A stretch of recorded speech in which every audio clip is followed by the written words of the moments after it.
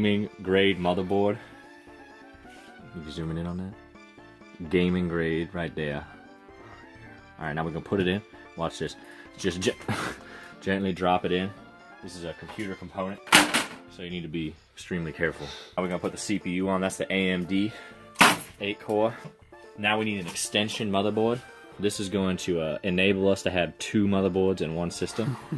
This is about $150 for this one. That can just be put on the top like that. Matching graphics cards. Here's 2, but we got 8 of these. And just start installing them on the computer like this. 3. Just like that. Plug those in.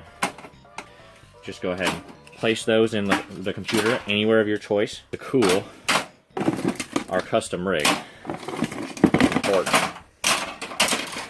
Make sure you got all, oh, look at that. Have another fan. But not yet. This is, we're whipping out the special right here. This is really, and do a quick unboxing real nice so you can see they have the stuff in there. 8400 GS.